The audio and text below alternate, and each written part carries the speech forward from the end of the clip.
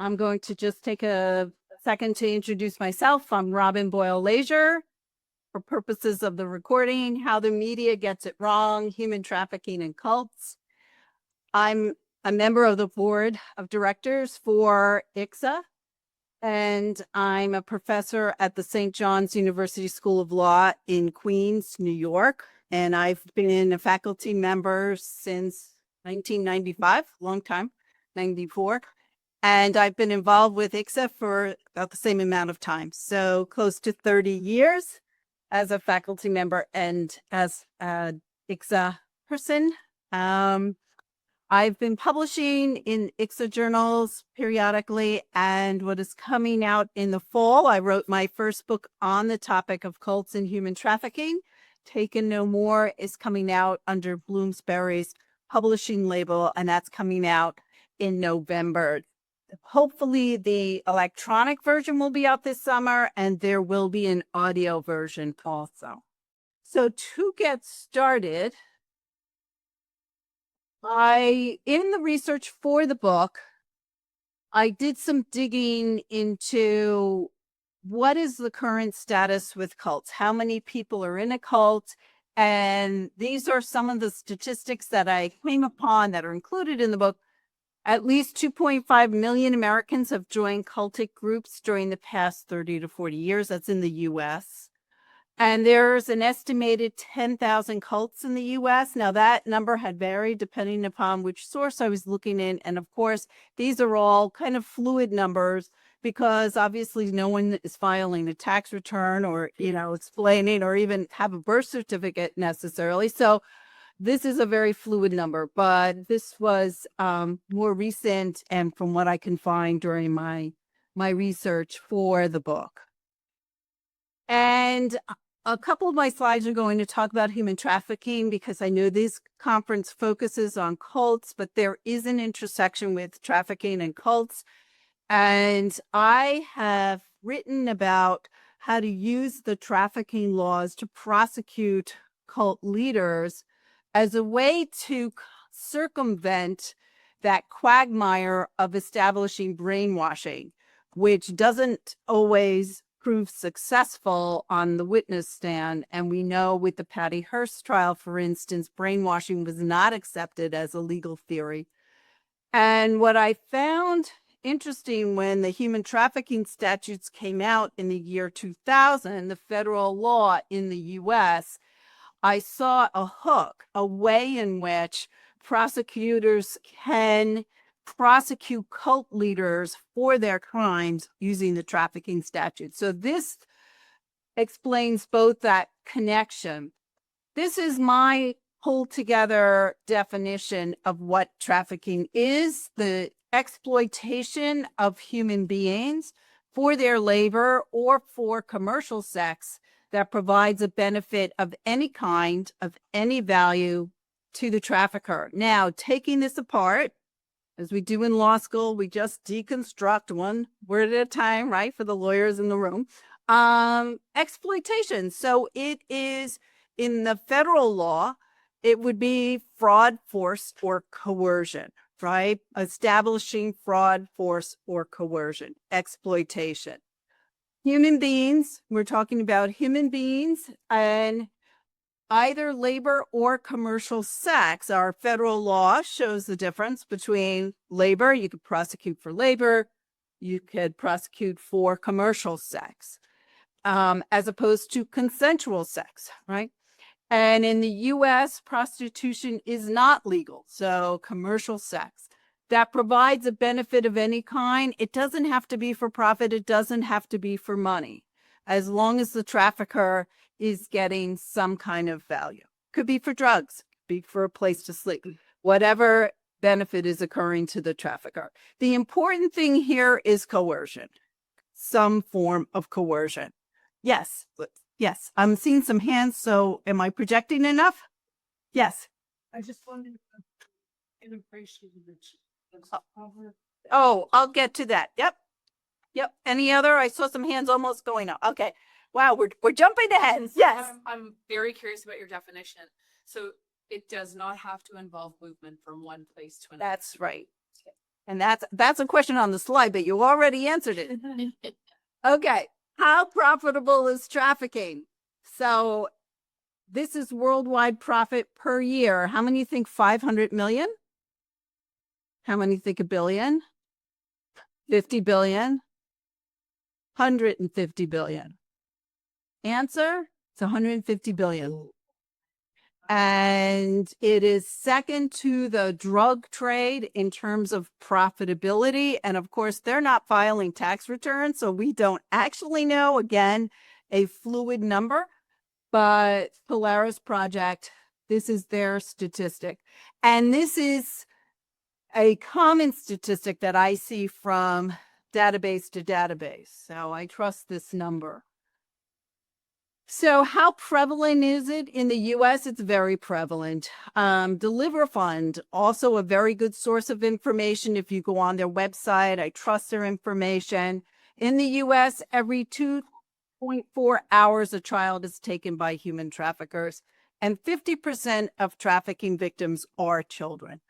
Are adults trafficked? Yes, but children are very often trafficked. Yes. When the trafficking call or minors, anyone under the age of 18, regardless if they have someone force them into trade sex, gets considered a victim. Yes. But kind of when we're talking about these numbers, it doesn't necessarily mean that there's a third party forcing them. Then there also be like I was a young person who's often injured sex put stream for a place to stay or food money. And that is legally defined as trafficking. So it's really important when we look at the observe because it does create kind of a worldview that necessarily isn't the case when we're talking about children and sex.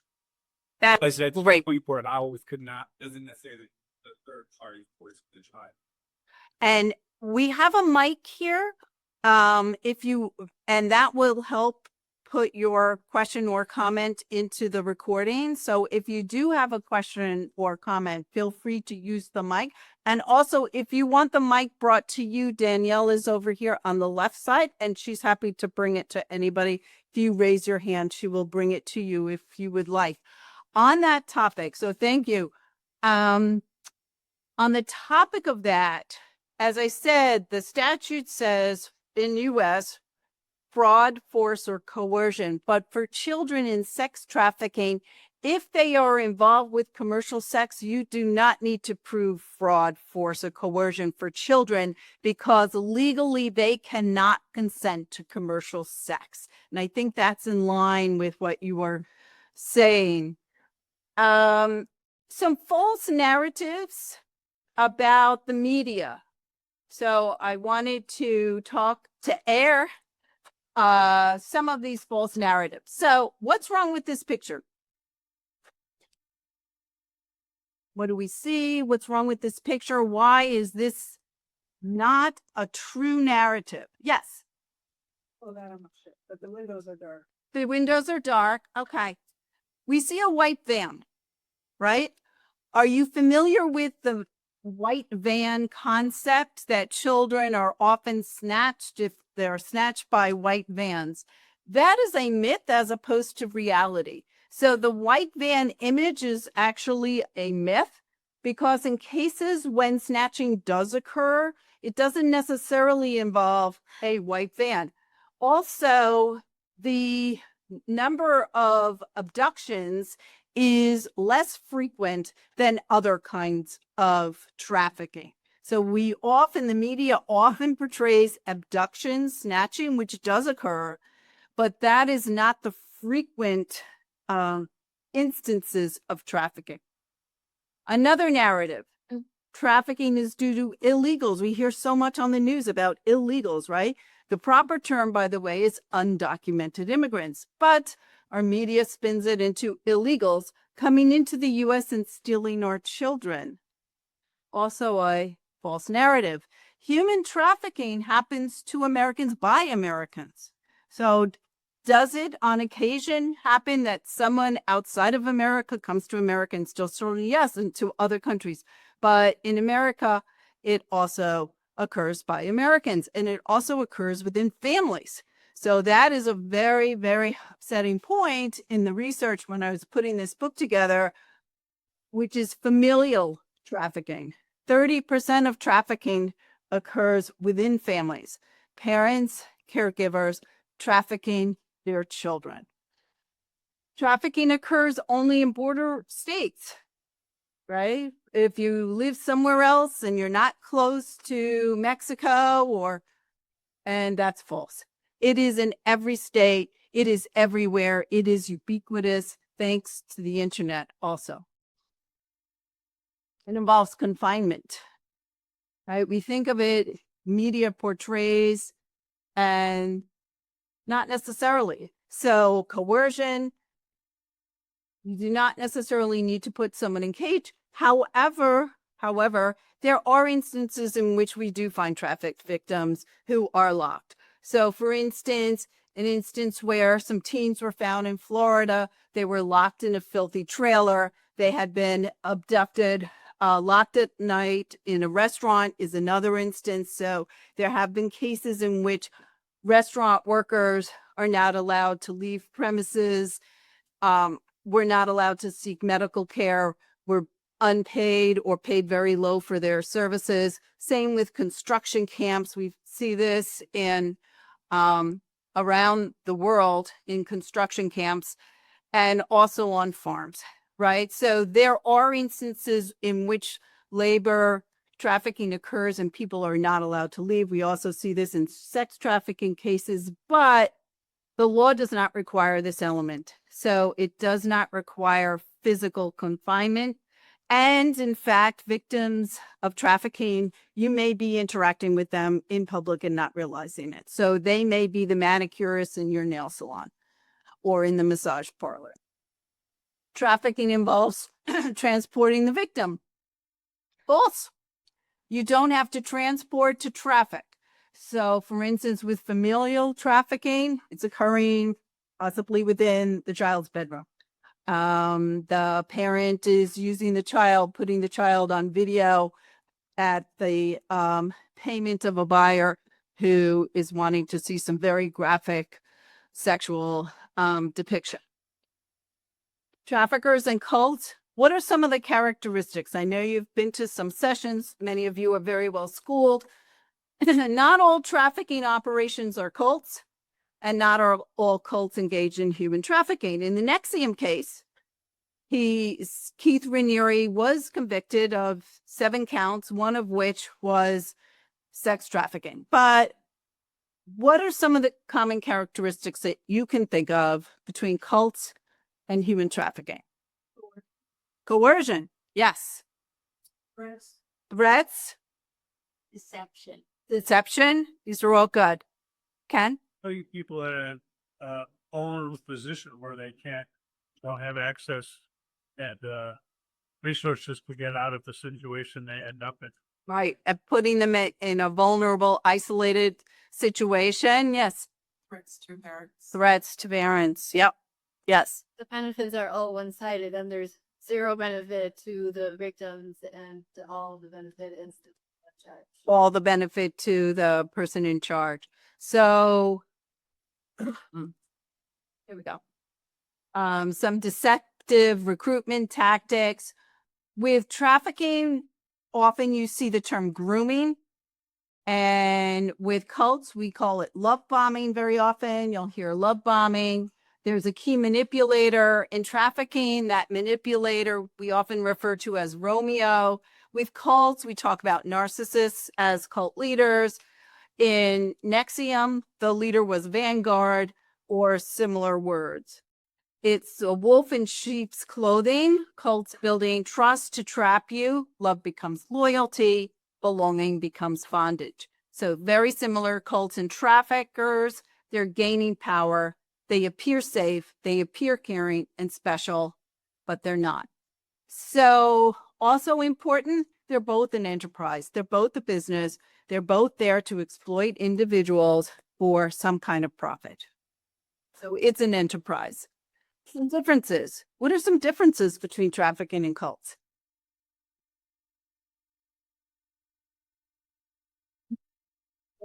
Something that's different? Yes. Maybe in trafficking, there's not always the ideology. That's right. So cults appear to have a purpose. Exactly. So religious, political, therapeutic, commercial, terrorism. We talked about terrorism in one of the pre-sessions yesterday. And traffickers, as I mentioned, could be prosecuted, but cults have no specific legal remedy. Cults are not illegal in the US. They're not illegal entities unless they commit crimes. So this is the book, and I'm going to be talking about raising a savvy child. There are approximately 500,000 predators trawling online for victims every day, which is an astounding statistic. And remember that behind a predator is a buyer. We used to call them Johns. They're now called buyers. I think that's so that the word John isn't stained. That's what I was told. But now they're called buyers. So there are buyers behind to support the predators. Otherwise, the predators wouldn't have a market. And therefore, we, meaning caregivers, teachers, mental health professionals, lawyers, parents, we are on the front line to protect children from predators. And cults are still recruiting on college campuses. The campuses, I'm happy to see, are taking some action, more so than when I was on campus, but they are still there. They're still recruiting. My book talks about how to talk to your child. And I work through each level, starting with preschool through elementary, middle, high school, and college age. The important thing is trying to teach your child self-confidence, to trust their instinct, to be able to say no, to develop critical thinking skills. And all of this starts in a very early age. And little by little, trying to develop these skills so that your child will have confidence to be able to say no and to lead a healthy life without feeling susceptible. So the power of communication, having that conversation, and that conversation will change age to age, but having the conversation at a young point in the child's life is very important.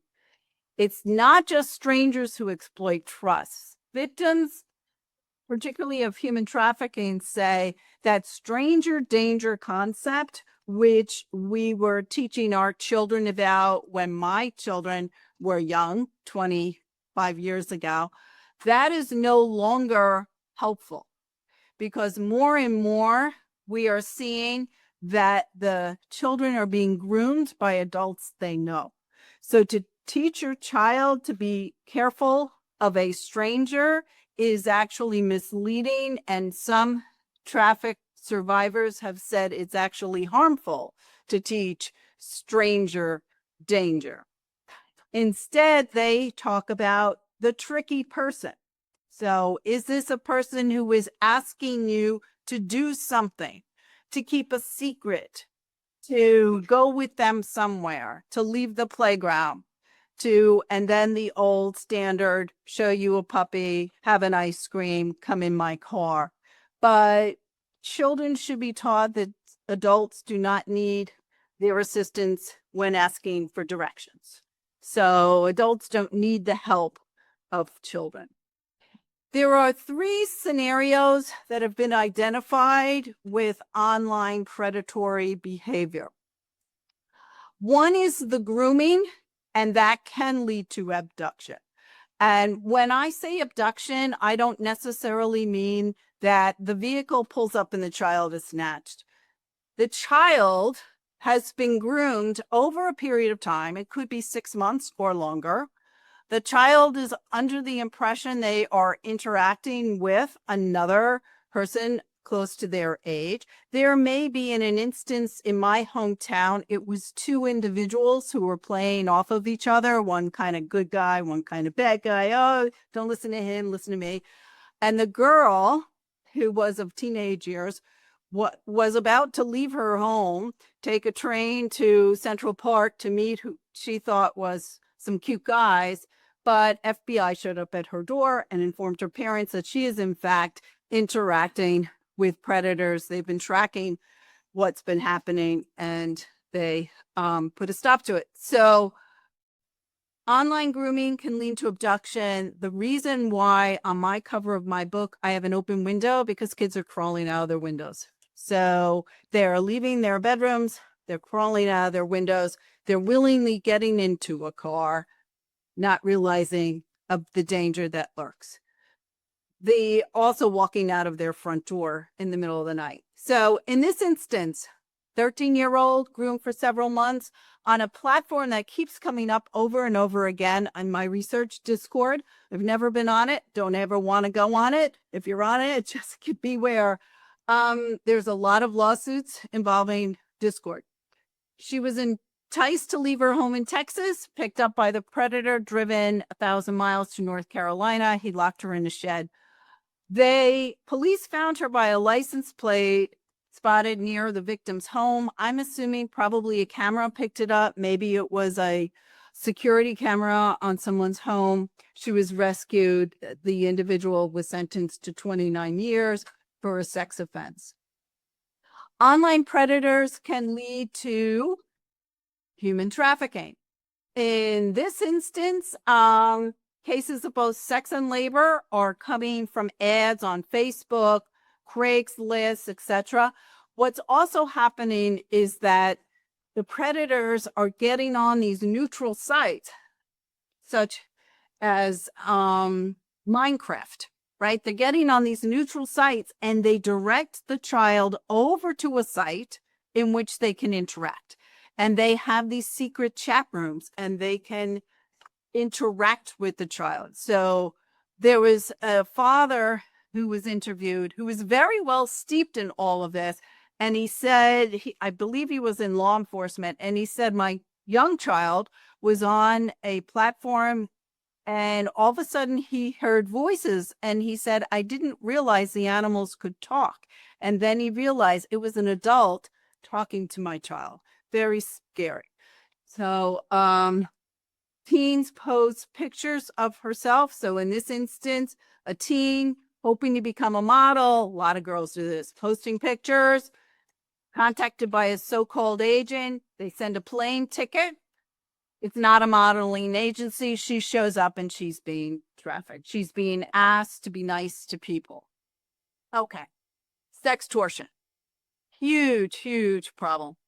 So that is the act of sending sexually explicit images to another person. It violates U.S. laws. It violates, I'm sure, laws in other countries. It violates policies online, such as Discord. It doesn't matter. It still happens. This really needs to be looked at more carefully. Incidents are rising 474% in 1 year. Number of incidents have been rising on Discord. Predators can interact for months, or it could be a matter of a couple of hours. There was instances, a young boy with the last name of Ryan committed suicide within a couple of hours. So he thought he was interacting with a girl, asked to send photos of himself. He did. Then they're demanding money. He's saying he sent them $25. They're demanding more. He said, give me more time. Their threats increased. They threatened to tell his family, posted on social media. He found his parents' gun and shot himself. Very similar thing also happened with Senator Guffey from South Carolina. His son, very similar problem. And Senator Guffey has put through legislation trying to put in place. He's also suing Meta and some of these sites for harm to children, saying that they cause problems. Not only do they cause this kind of problem, but they also cause depression, anxiety, and some other problems. Predators are seeking to dupe children. Remember, it's a market. There are buyers for this material, sadly. So the predators are seeking material that they can then sell. They may also be seeking money from the child online. Some of the threats, either you talk to me or you can suffer, take your PJs off, just pull them down, I'm going to kill you. So this is after the child has already started to send material, the threats are increasing. The Department of Justice says sextortion is by far the most significantly growing threat to children. And problems with our platforms, discourse is social media application, but there are those hidden chat rooms. Adults have used the platform to groom children before abducting them or extracting pornography, and even those neutral ones like Minecraft, predators can move the interaction. Topics to discuss your child. I go through the book, different topics at different ages. Young kids, they can know their contact information, and they might not understand contact information, but they should know their name. They should know their mother's name. We had a family visit once to a Target at Christmas time. We had extended family members, lots of kids. They were all going to go out and find a toy, and we were going to pay for it at the register, except the little 3-year-old got separated from us. And he found, luckily, somebody to help him and make an announcement announcing his mother's name. We were so proud that he knew his mother's name. He was only, this big. We were, of course, embarrassed that the mother's name is now broadcasted, but request permissions. Children should not be allowed to leave a certain park, any place, without your permission. Dialing 911. They can do that at a young age. Family password. We had one. Still remember it. Children should be taught, here's a family password. Anybody coming to pick you up, you should be giving it to them. I talked about stranger danger versus tricky person, common ploys. I mentioned that. And what to do if the child is abducted or snatched. They should put up a fuss on the ground, make noise, try to get away. If they are older and they're what we used to call latchkey kids, they should have their keys out in their hand before they get to the front door, get themselves inside. If they're a bit older, they should have safe places to know which neighbors they can go to. Parents should have emergency contacts, neighbors' names, etc. I've been caught in lockdown situations. If you can't get to the child's bus stop, you should know who to call, what your neighbor's name and phone number is to get your child from the bus stop. Middle school, safe places, I mentioned, develop self-confidence. Really important that they can stand up to cult leaders. They can stand up to traffickers. They should start to learn what trusting your gut instinct means. Cell phones, big deal in middle school. Big, important decisions to make. How to put those parental controls in. Don't let the child have devices in their bedrooms, period. High school. You can be more realistic with news videos, clippings. My children watched the news with me in the morning over breakfast. I didn't shield them from the news. They watched it. NBC, they got it all. How to ask questions, gather information from your child. Try to ask questions that don't respond in, I'm fine. So try to figure out who they're associating with, if there are changes in behavior, if their language has changed to slang, what are those slang words? And some dangers. I'll end with this. So a police sergeant's reaction to suicide of sextortion. This was Ryan Lask was the individual's name. 20, 30 years ago, predators would go to a playground or a park to find young victims. Now there's an entire virtual world out there for them to get into and pick their victims that way. So I will take questions. And there's the mic. If you have a question, please use the mic, or Danielle is happy to go around. We've got time. We've got like 12 minutes. Yes. Should I go? Sure. And please say your name. Sure. Hi, I'm Pamela Tackman. I'll speak tomorrow. I'm kidding. Anyway, And she's an attorney. I'm an attorney. Yeah. I did want to ask about one of the sort of false narratives that you've had, which is about that you could be trapped about being locked in. I want to ask you your take on the Headley versus Scientology case. Well, for people who don't know, that's an appellate decision that basically the judge said I mean, I don't know. I'll paraphrase, and everyone should probably read it, but something along the lines of, "It sounds like you left. You left. What? You could have left earlier. You lived at your own house. You could have left at any time. There was no forced labor here, no trafficking here. So, what's your take on that? I'm hoping the tide is turning for my livelihood, but yeah. What's your take? My response to that is going back to the Nexium case. There was one of the many victims in that case was a young girl, Daniela, who was kept in a room for over a year. And she was being groomed for Keith Ranieri's sexual purposes. That door was not locked. That door was not locked. And that also came out in the court filings and at trial. Could she have walked out at 16? She could have, but why didn't she? Right? So having a lock on the door one way or another doesn't matter when we talk about coercion, because there's mental coercion or there's other kinds of force. And also going back to the Nexium case, they had collateral for the women and workshop participants. And therefore, if they're collecting this information that is very private, sometimes the participants needed to redo the information to make it even worse. Some of them claim they were inventing these stories about what happened in their lives that never really happened involving their family members. So Nexium was collecting collateral to use to keep them within ranks. So my response to that is no, they do not need locks or chains or cages, right? Because there's other examples there of when they were trafficked without those things. That's my response. What else? What other questions? Yes, do you want to use the mic? Early. Okay, but we need to hear you. So here, Danielle's gonna help you. Here we go. I'm just wondering if you have a quick take on the Diddy trial. Oh, okay. So some of the lawyers in this room and I were chatting about it earlier today. Of course, we will never know what happened in that jury deliberation. We will never know.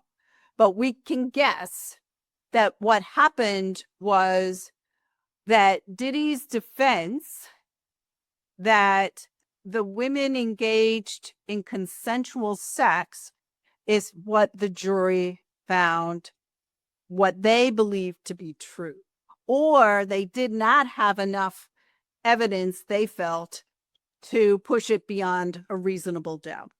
And we all saw the video that was played over and over again in the hotel room where he was kicking his girlfriend. That was horrible.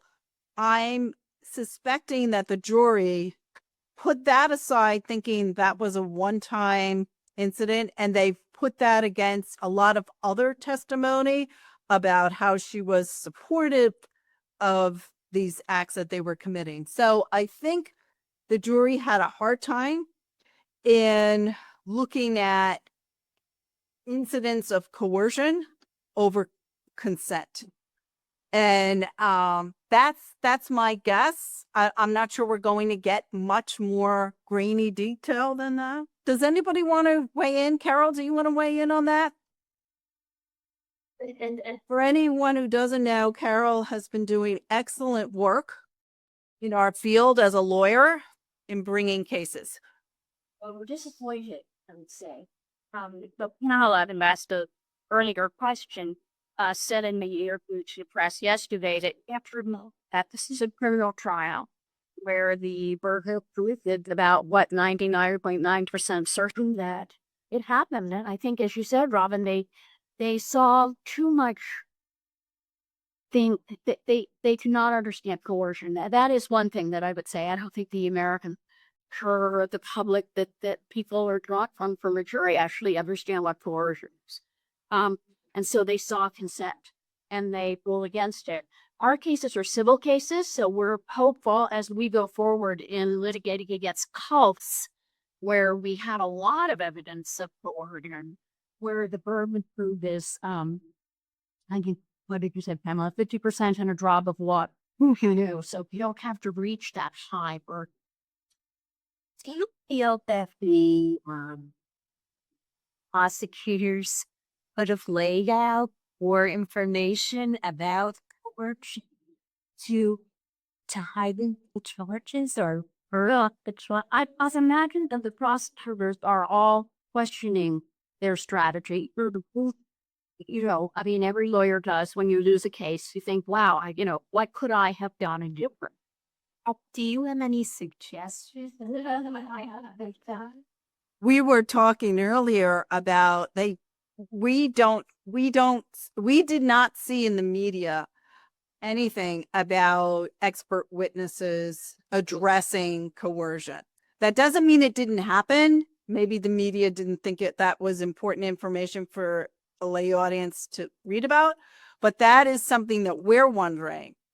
And we were talking about that would have been very important for a lot of the forensic psychologists who are here at this conference would have provided excellent testimony in terms of coercion. There needs to be a legislative an additional piece of legislation around control. I was at your session last year, and I agree with you completely. I learned from you last year that we had a lot of laws that fall in a lot of different buckets: coercion and domestic violence, coercion in human trafficking, undue publicity, financial things, but we don't have coercion itself. And that is the thing, definitely, that and longer statutes of limitations in the United States. So I think the prosecutors are absolutely, wondering what they did wrong and whether they could have done something different. I feel with Robin that it's about coercion. It's about laying the groundwork for coercion.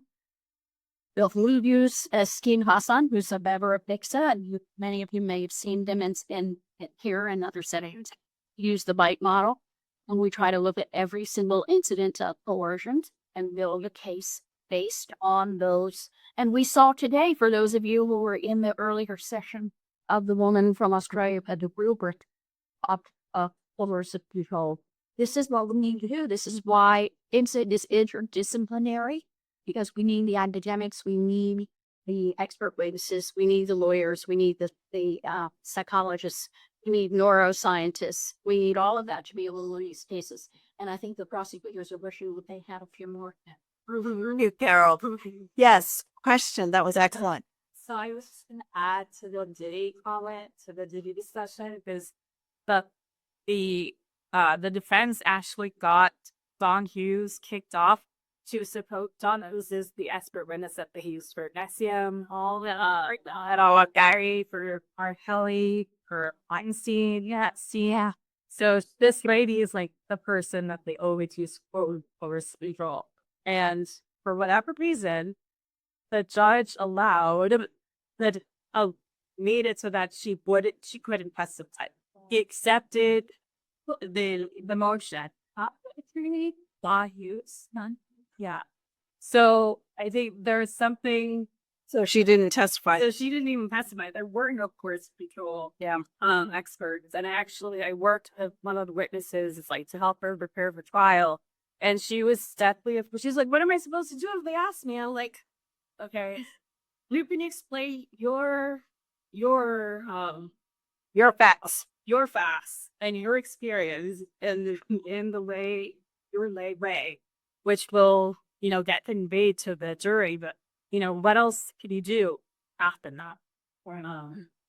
And maybe, as Carol suggests, write it into legislation to make it. I don't understand why there needs to be education of the judges, right? So yeah, why do it know would you allow a sex trafficking case to proceed without expert on a horse, right? And the state. Major element of the full point. Yes. Yeah, there's an article in there somewhere. There you go. Anybody?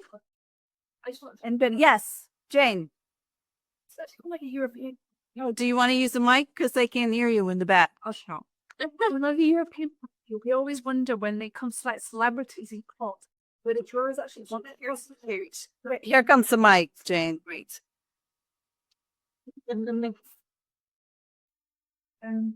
We have about 2 minutes. Thank you, Tim. Hi, yeah, so from a European point of view, when we see celebrity cases in court, whether it's the PDD or any of the others, we often wonder whether jurors are too frightened to actually prosecute it because of the Crown Gates and everything else. I had a look at Michael Jackson, or especially me, about he was very guilty. He was be similar with this one. So I do want to give us an element of that. In fact, there's great what have I say about coerce and the rest of it. But if you wonder whether people don't want to go against a celebrity because they have money to vote. I mean, even with So retaliation. you're of retaliation. trying to told you, they go after that. Celebrities have money, but they get to go after that. I think that's why I was surprised